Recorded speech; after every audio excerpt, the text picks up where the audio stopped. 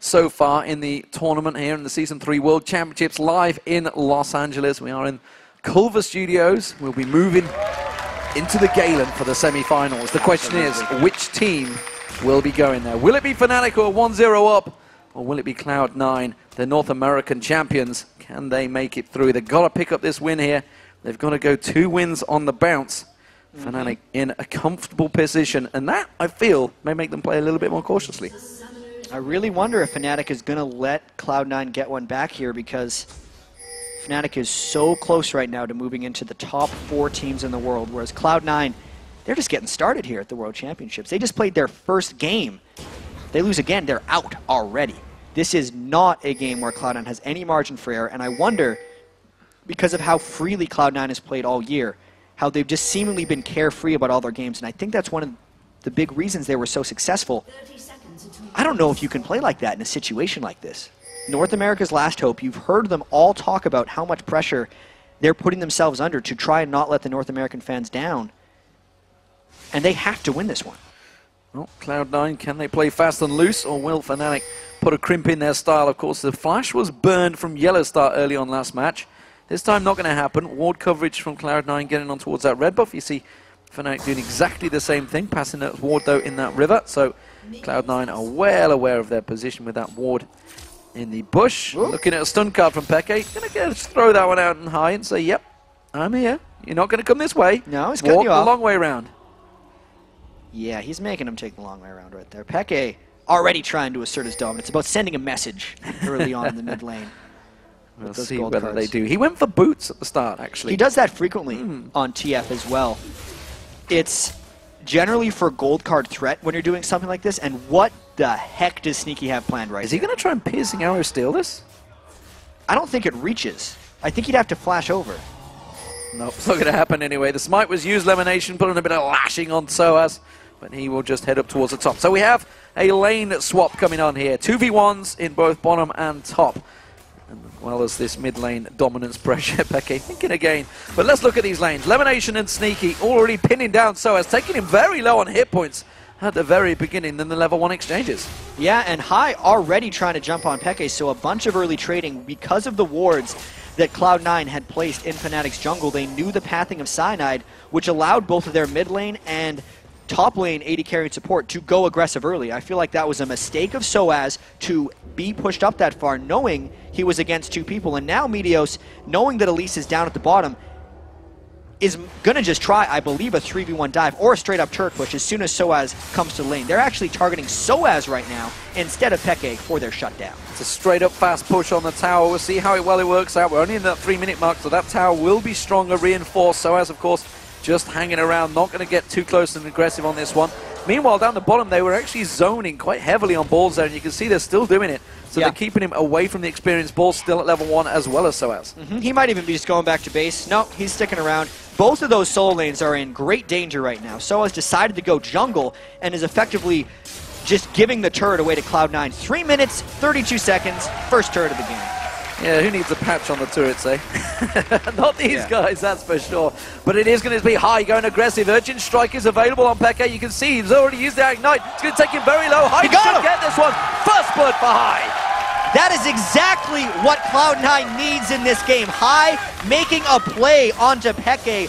1v1, mono-y-mono, finishing him off with Fizz. That's the reason it's dangerous to pick Twisted Fate into Fizz. Cloud9 continuing to push on towards this inner turret, and they're going to get it down. There's no way Fnatic can react to this one. Soaz is just off the side, but he's got nothing. He's still at level 1. He's going to get caught out. Soaz in trouble, gets leashed. Piercing arrow comes across, forced across. He's got his passive available, and he should just about survive. Yeah, and the backup had arrived for Fnatic. So Fnatic trades a turret back here, keeping the gold fairly even, but Soaz and Balls have both been heavily denied in this game. One of the reasons that Balls loves the Rumble pick so much is he doesn't care generally about how far behind he gets, because he is so confident in his ability to land equalizers that he'll just sit back. He can be 0-5 in a game and still come in for team fights. Interesting, different style. Like Cloud9 keep trying to push shove on towards that top, almost like the Chinese teams we've seen so far. Soaz was having to absorb the experience, does finally get level 2. Meanwhile, Balls, he realized he couldn't get the bottom. They were keeping him completely zoned out. He went to the middle, actually got feed a little bit of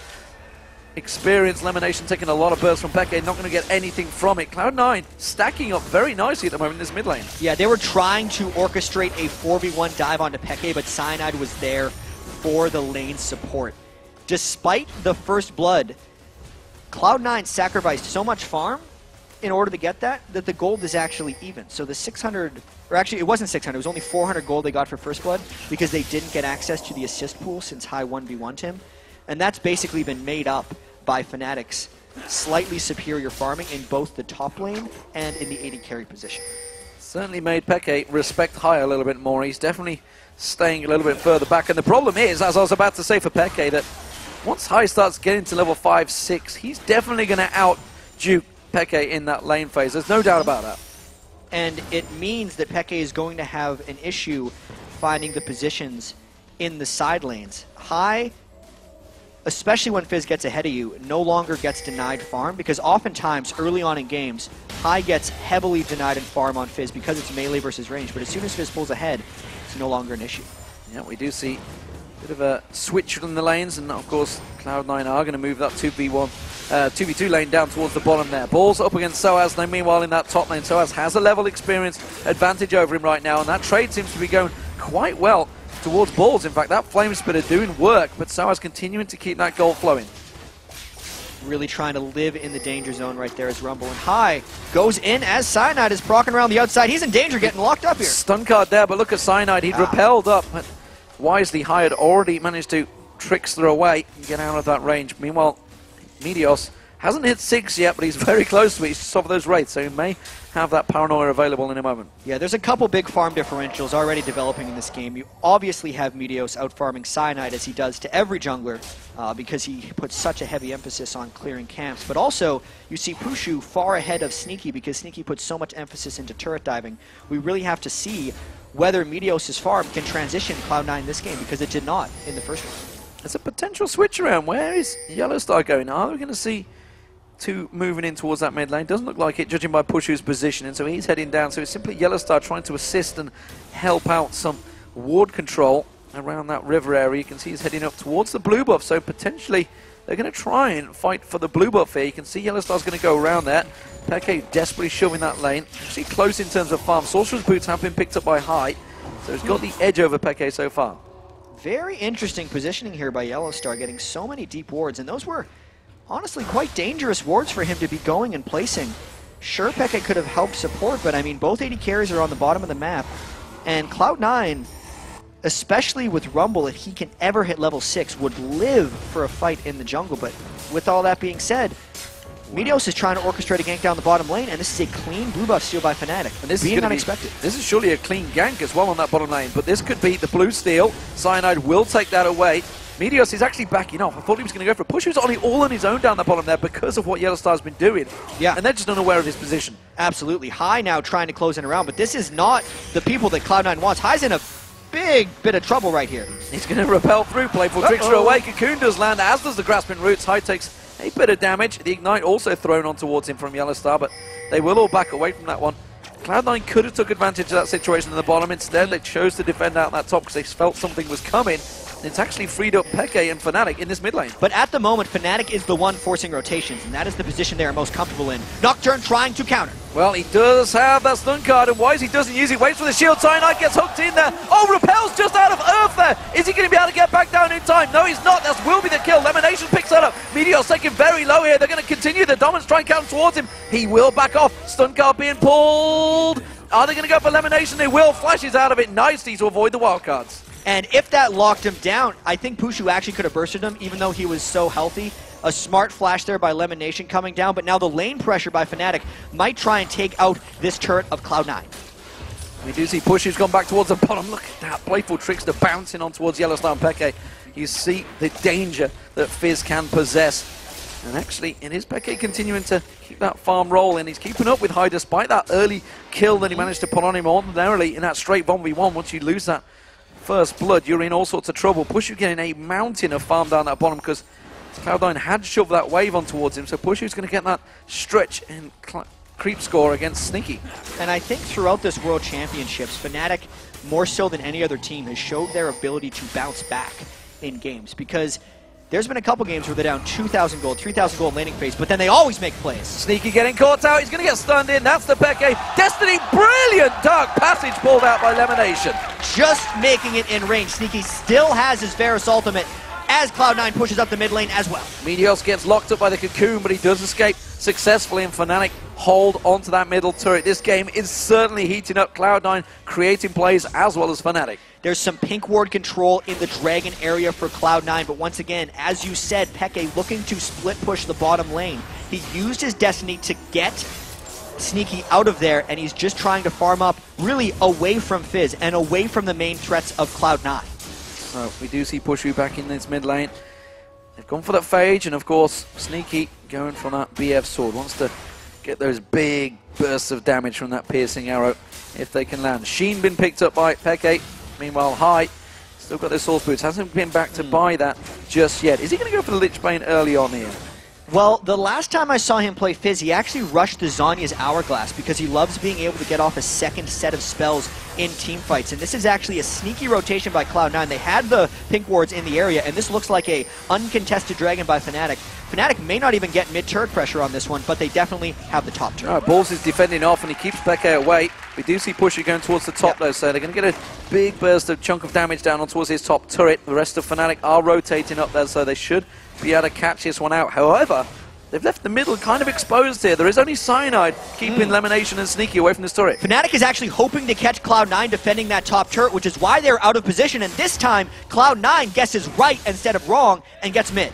So it's going to be 4 members of Fnatic going towards the top, but 3 members of Cloud9 do take down that middle turret. Turret for turret, but more importantly, Dragon flowing in the direction of Cloud9. Will they continue to push, though? Yeah, this is a very dangerous time. Balls might get caught out. He flashes. Can Peke catch? Stun card comes in, but it's Peke taking the tower hits, and he may just defend this one off. Can he hold on? Pushy's taking too many tower hits. He's going to go down. No barrier comes out. Saves the day, but the rest of Cloud9 are collapsing on this one. Piercing arrow will come across. Pushy is back in already. He may be able to get off from this one. It seems that Fnatic have stole the march this time around. Wow, that was an incredibly one-sided 4v1 dive. Balls nearly took down 2, but Fnatic does get the kill out of it. I don't know if that's worth it, though. Meteos free pushing this bottom lane. Balls actually got a fair bit of farm with that equalizer because it cleared the whole minion wave as well. And High was farming in the middle. Even though Fnatic got a kill out of that exchange, I'd say Cloud9 came out on top. Absolutely. Fantastic play and fantastic equalizer from Balls. Getting Pushu pretty much nailed, nearly got him, pulled, forced the barrier out, and all that farm. Meteos, meanwhile, he just needs a little bit of help, and here it comes. Cyanide in trouble. He can repel away from this one, but will it be too late? Peke comes in. He's going to have that stun card ready. Who's he can land it on? Not Meteos, that's for sure, because he had his spell shield ready and waiting to go. And Cloud9 back out. At least Fnatic saved that turret. So for now, the outer 3 turrets remain 1/3 intact for Fnatic. They really need to keep those up. As of now, High, boy, he was actually too worried right there of Cyanide, but he goes in anyway. Not for much. Stun card at the right time, just about. That was a fast stun card pull from Peke there. Yeah, he's pretty good at Twisted Fate right there. It could have just been a double tap, and he's like, oh, nice. I got that was handy. Yeah, I've done that before. We've all done that. I feel like Peke might be a little better than me, though. Right now, though, we do see Fnatic trailing 1,000 gold behind. Meteos picks up that red buff. Cloud9 stacking back around this mid. Fnatic are in defensive position, but of course that tower already down. Pushu heading towards the top, trying to get that Trinity Force complete. Gets that farm continuing to roll. And then in terms of farm, it is actually Fnatic just edging ahead slightly. But look at Meteos compared to Cyanide. There's a big differential there. Yeah, and Meteos needs to make that differential felt in team fights. Preferably before Pushu can finish his Trinity Force, because we know what happened last game when Pushu finished his Trinity Force. And also another thing that's happened across both these games is Fnatic has put a bunch of attention to Cloud9's blue buff. And with High in the bottom lane, there's no way he can pick up that blue buff on Fizz. In fact, Cloud9 might just be taking it for themselves, so Fnatic can't steal it away, as Sneaky took the blue buff for himself on Varus. Yeah, making sure they keep hold of that one. High's going to keep pushing this bottom lane. Fnatic, if they don't deal with him, they will lose that bottom turret, and I believe, judging by the positioning, it is going to happen. So Fnatic may indeed stack towards this middle. We do see Meteos and Sneaky sticking around in the mid lane at the moment, though, so they're going to keep Fnatic's 3-man push at bay. Peke is backing off. What's he going to buy? What's he going to pull out? It is just simply going to be ward coverage that he requires. That turret's going to take itself down. Peke is going very defensive on Twisted Fate this game. As you said, he's not looking to fight. who's looking to split push this game. And it is a very different style that Fnatic has to play here. Even though they're still trying to catch Cloud9 in rotations, their catch potential and their ability to finish off a Cloud9 person while they're caught in a rotation is much lower. Zac is full tank.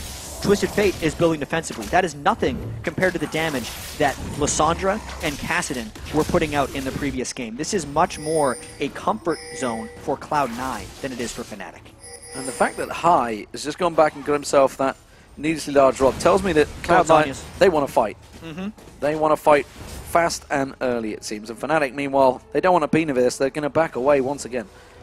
Yeah, and you can see Fnatic's already in very defensive formations. They don't have split pushes going in any of their lanes. They've lost their outer 3 turrets, and they have effectively lost ward control over the Dragon area as well. Even though Cloud9 hasn't put down many pink wards, they're keeping Fnatic back just by having bodies in the way.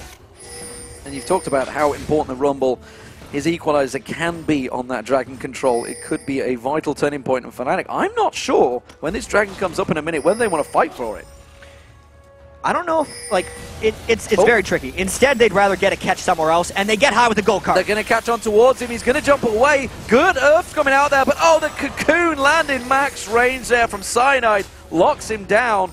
That may signal it. He's going to be back up in 30 seconds. Dragon's up in 50. He's got 20 seconds to run for the Dragon. See, those are the types of fights that Fnatic wants to try and catch, because they can't win in a 5v5, but in a 5v1, they absolutely can, because they were just able to chase High down.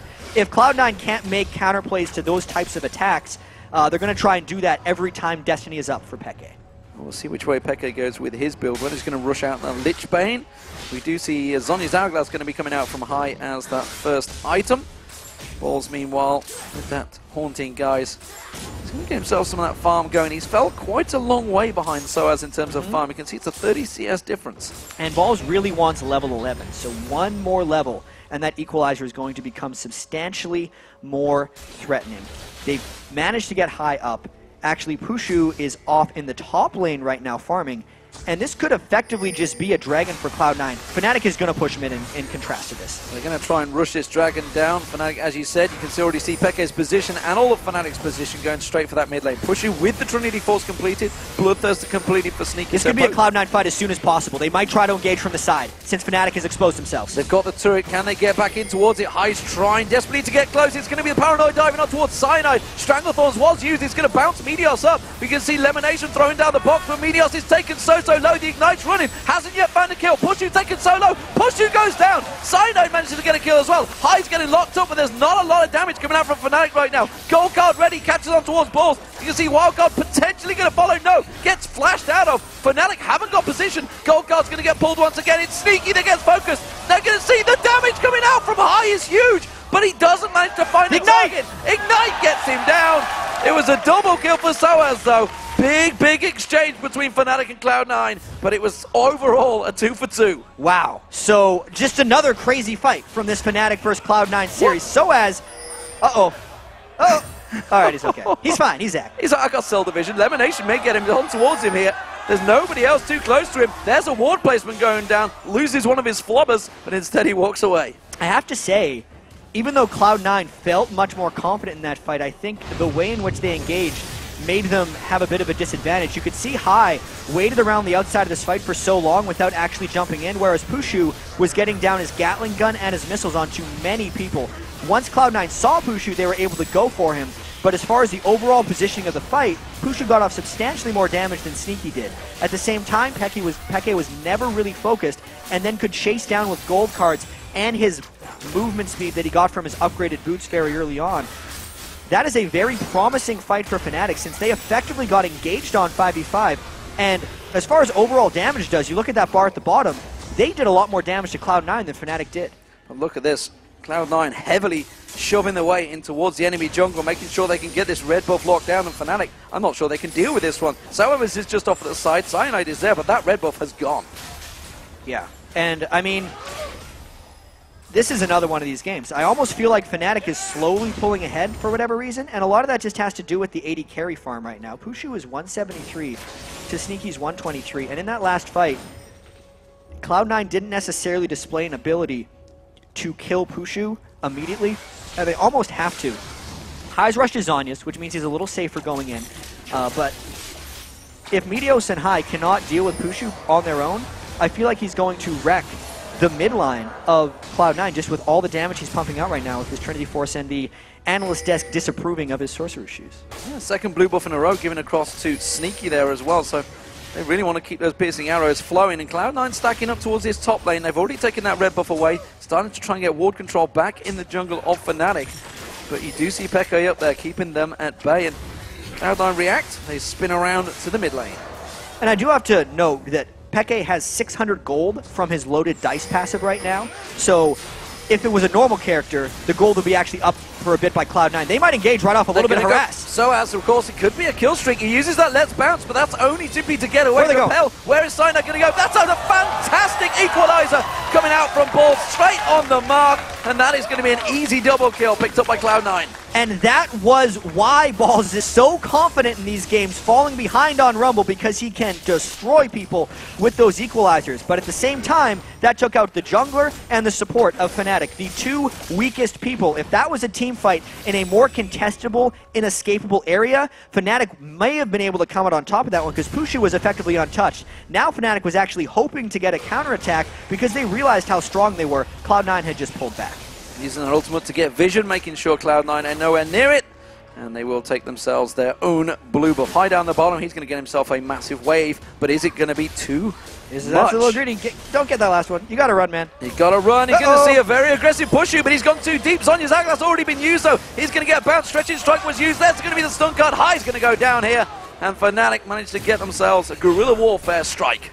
There's just not that much ward control from Cloud9 right now. You can see they're trying to get some of it back. There was a Boots of Mobility rush by Lemon Nation, which actually diminished the amount of early wards he was able to put down. And against Fnatic, you're really playing with fire when you're low on wards, because at one point, Fnatic actually wins a lot of their games because they force the enemy to overward since they're so good at controlling you with their rotations. So Cloud9 is actually kind of countering right now by actually underwarding and just hoping to outmaneuver Fnatic when they go for plays. That was just High getting burned by a little bit of extra farming. So check it out once again as we approach the 23-minute mark. 500 gold between these two teams. Both got 3 towers down. Just the one dragon so far, I believe, that's gone towards Cloud9. Maybe 2, actually. Not too sure on my exact maths there. But the dragon will be up in 50 seconds regardless. And Fnatic, this time, may have positional control. You can see there's a couple of wards from Cloud9 just on the river, but nothing around the dragon. And sure enough, Fnatic pinged straight on it. Soaz is actually very strong right now on his Zac with a Spirit Visage and a Sunfire Cape. He's much too large for Sneaky to deal with by himself at the moment, and Cloud9 has definitely tried to control these games from the Dragon area, but Fnatic has controlled them by catching people out of position. Let's bounce used from Soaz. He's going in. High's already used to John McTan away. There's the Zonya's Hourglass. Great damage on towards Peke. Can he turn it back around? No! He can't get the Urchin Strike. This time Meteos can, but may well be the detriment of his own health. He's going to go down. Soaz finally gets dropped. Cell division pop. Look at the damage coming out from Balls! Absolutely melts Fnatic down. Cyanide's going to try and save Soaz, but Cloud9 turned this fight on its head. Can they get the ace? They can just get the slide on towards him. Pitching out and doesn't find his target. I feel Cyanide may have done just enough to escape this one. A 4-4-3. And even though that fight was a crazy turnaround, it's still a close one. Check out Fnatic thinking they have this fight because they catch Sneaky and Lemon Nation a little bit. Meteos re-engages. Even though Peke was bursted down, that effectively felt like a 1-for-2 because Meteos was taken down as well. We have to cut away from that though because Cloud9 is trying to take the Dragon here. And they're going to get it. That's going to slide the gold into 3,000 in their favor. That is a big, big turnaround for Cloud9 because they were the ones that got engaged on that hook from Lemonation on Soaz during Let's Bounce. Absolutely stopped him in his tracks. And Fnatic, they were a little overconfident going into that fight, I feel. Let's look at the items. Let's look what's going on between these teams because we're going to have a moment of respite here, I feel. Maybe. As I'm just looking at Pushu. D-Man, game 1 broke around 25 minutes when Fnatic seemed to pull ahead. That was a 24 or 23-minute fight where Fnatic was trying to pull off a similar maneuver, but this time Cloud9 kind of had a counter for it. I really wonder if now Cloud9's going to take that fight to slingshot themselves ahead. Just taking a look at the items as well, you can see Meteos is a completed item ahead effectively. He's got the Locket of the Iron Solari, whereas Cyanide is just sitting on his Aegis of the Legion. they were able to finish off Pushu that fight and kind of eliminate his threat, whereas Sneaky's going with that Legolas full Archer outside build where he's just trying to poke with piercing arrows. And High hasn't hit his Lich Bane yet. I think that would be a moment for Cloud9 to break if they can get there quickly enough. I'm looking at that last fight. Soaz obviously goes in. He's going to be getting a Let's Bounce on. Didn't really get on too many people. But Pushu has Valkyried into that fight a couple of times now. He's going straight into Balls' Flame Spitter. He's absolutely melting Yellowstar and Pushu right now, as well as Peke. They're all really squishy targets. And he seems to be landing that equalizer perfectly on point. Yep. And they're just melting. And he's gone with a slightly more defensive Rumble build. This is the magic penetration straight into a Rylai's and then a Negatron Cloak. The reason I love the Negatron Cloak instead of an armor item is because he's diving onto Corki, who, as we've mentioned before, actually does more magic damage than he does physical damage, especially if he's itemizing for those Sorcerer's Shoes. So immediately, Balls is trying to actually turn himself into a bulldozer that runs through Fnatic's teams and finishes off Pushu. Well, Fnatic know that the blue buff is coming up soon, as to Cloud9. Look at this. You can see the defensive posture from both teams. Cloud9 being the aggressor, though. They're going to come in with that Oracle, clear out the wards. Oh, Fnatic's waiting. Fnatic already awaiting. His Lemination's going to be the focus. Stranglethorns goes down. High's going to get bounced in the air. Will they get the damage, though? Another fantastic equalizer. Melted Fnatic. Peke gets dropped. Cyanide in trouble. He's all over it. Then Pushu. He's going to get locked down. Valkyrie's out. Soaz goes back in there. Yellowstar taking down by Meteos on the backside. Pushu and Soaz having to back out of there. It's simply a 2-for-3 exchange once again. Chaotic fights. Are we going to have a fight that actually goes all in one direction? It's always 3 for 2, 4 for 3, 2 for 1, 1 for 0. It's always close. That time, Fnatic tried to pull off their brush maneuver, but Cloud9 had the lead and were able to re-engage strongly. I'd say Meteos got a little bit lost in that fight, chasing away from his team, and it allowed Pushu to pick up 2 kills, which is extremely dangerous if you're Cloud9 right now. So, let's take stock again. This could be an objective picked up here. Cloud9 on this. Oh, Pushu's going to get caught out. He doesn't want a bean of Meteos right now, but he has got ward coverage. He may continue pushing on towards him. He's got cover from the side of Sneaky and Balls, so he doesn't want to pursue too deeply into that unwarded jungle.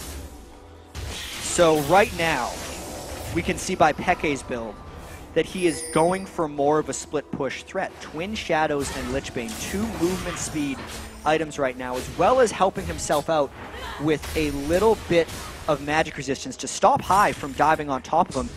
If we're looking at Cloud9's team in general right now, they're generally diving with magic damage. It's Sharks that are trying to keep people on top of Balls as equalizers, and I really do have to hand it to Cloud9 as far as team fights go, because so much of what makes Balls good at Rumble is his team's ability to keep people within his equalizer. We see a lot of Rumble struggle keeping with that, but they have Sneaky's Varus ultimate, the Shark from High, and only Fear from Meteos that are keeping people there. But even so, Fnatic is really struggling to get around that spell. Well, as of yet, we haven't actually seen Peke. He's not been able to split push either. That's no. You know, got to give Cloud9 credit for that one. They've been keeping them fighting over those objectives. Dragon's going to be up in 2 minutes' time. You bet your life that's going to be the focus for both of these teams, as the goal differential is still only 3,500 in Cloud9's favor. 28 minutes gone in this game. We had a 33-minute game in match 1, which Fnatic, you can see, are 1-0 up. That snowballed heavily in their favor. Can Cloud9 do the same? Because these fights are slowly teetering on the edge towards Cloud9. Yep. But the game definitely has not broken yet. Fnatic is always getting something back, which is preventing heavy pushes from Cloud9 coming out later.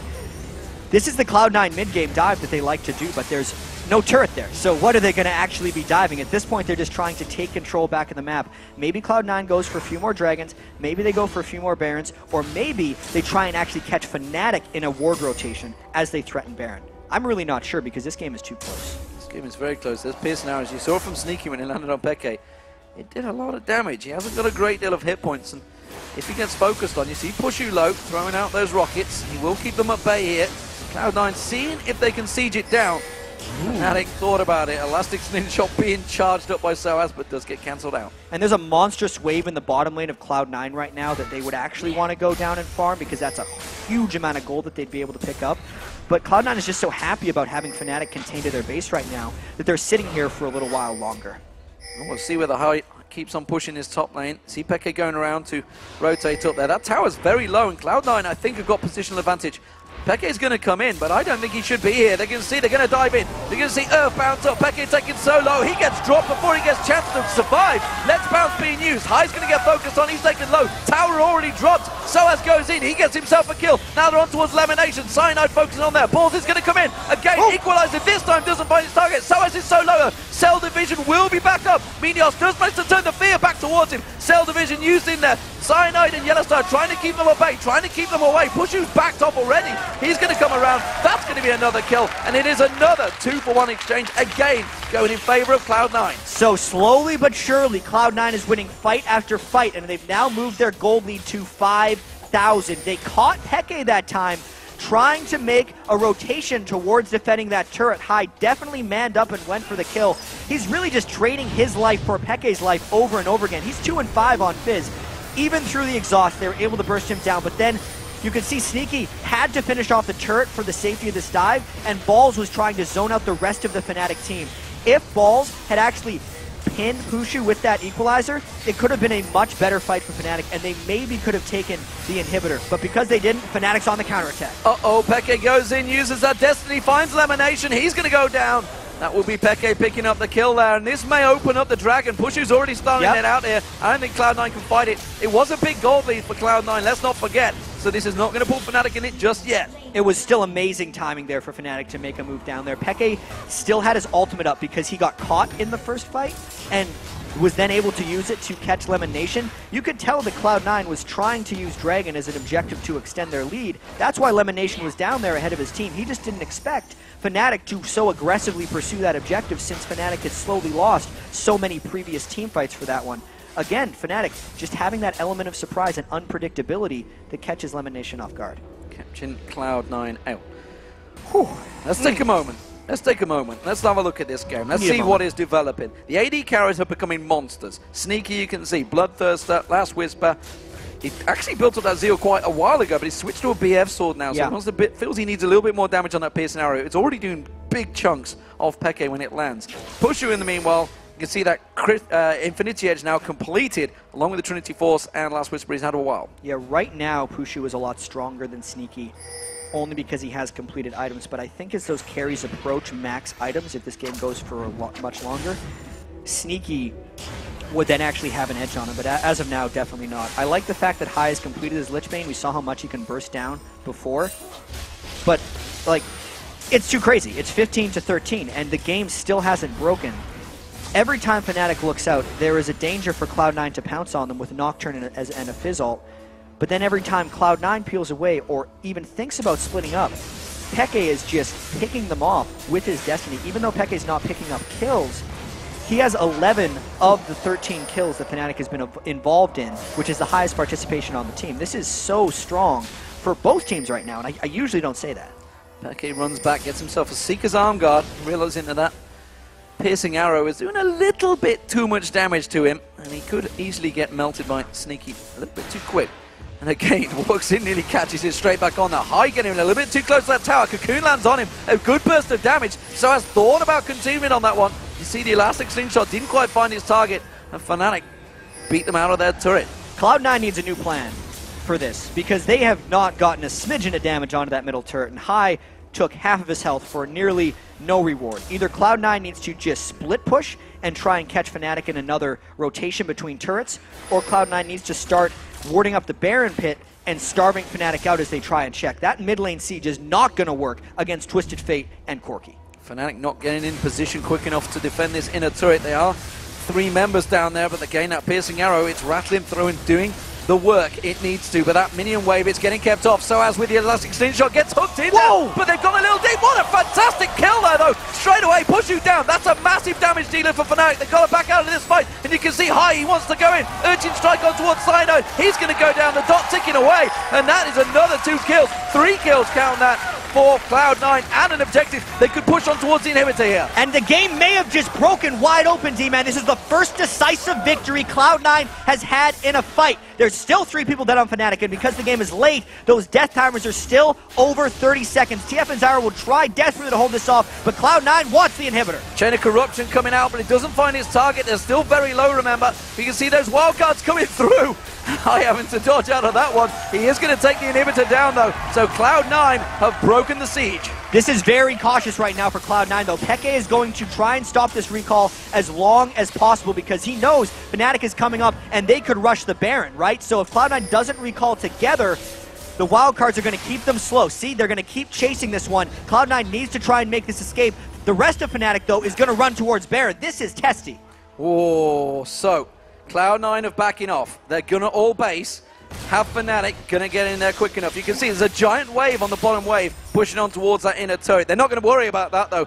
But they are. Cloud9 all go towards it. They actually forced everyone on Cloud9 to build home guard boots with that maneuver. So that Peke play just cost Fnatic, Cloud9 thousands of gold, and they're still going for it. If they corner themselves here, the game could be over. Cloud9 has their ultimates up. They're going. Equalizer goes in. Peke flashes away from it. They're going to see getting hooked in there. That's a great lash straight away coming out from Lemonation. Pushu gets drilled down. Cyanide in trouble. Fnatic are dropping like flies, and Cloud9 can just turn onto Baron themselves. High's pursuing on towards Peke. He's not going to let him escape here, but it's the Baron going to Cloud9 that will turn the fight on his head. And I feel like that was the last-ditch effort for Fnatic, trying to desperation Baron, but Cloud9 saw exactly what was coming. They made it back in time, and the fact that all 5 people on their team purchased home guard boots gave them the seconds that were required to stop that Baron. There are still 2 people dead on Fnatic, and Baron buff on 5 for Cloud9. This turret seems indefensible. So Cloud9 pushing in.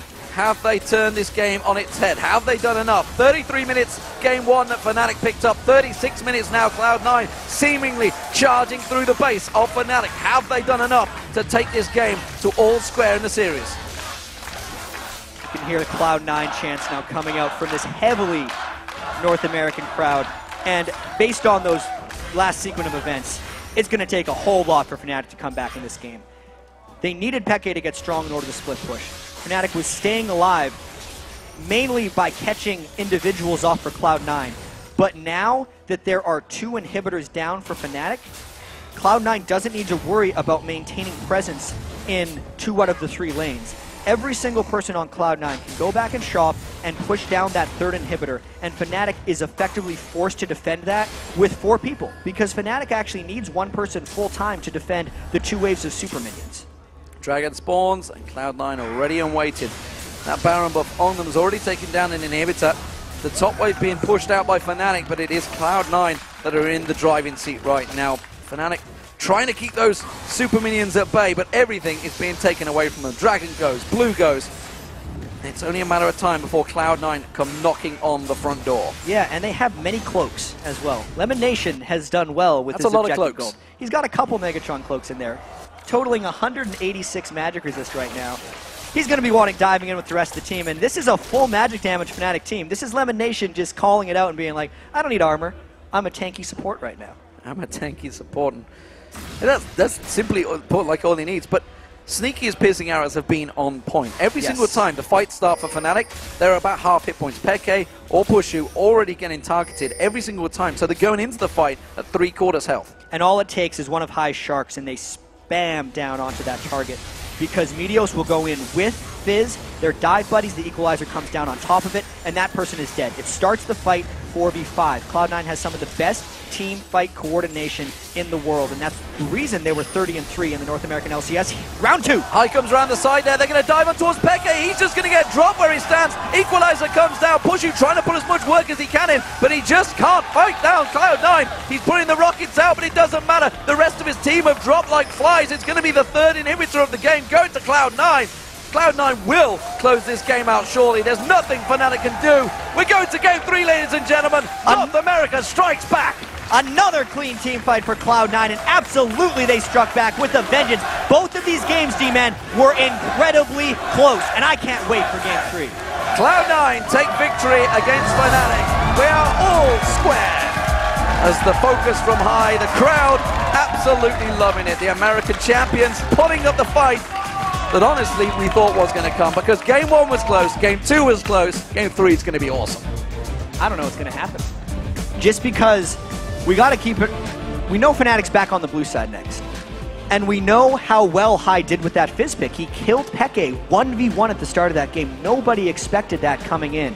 Fnatic could not pull the mid-game triggers. They went with a much different style from game 1 until game 2. I almost feel like they have to go back to the first style for their third game here because Cloud9 seems to be warming up here. They had to come in cold to this. Second game was great. And let's not forget, Fnatic back on the blue side.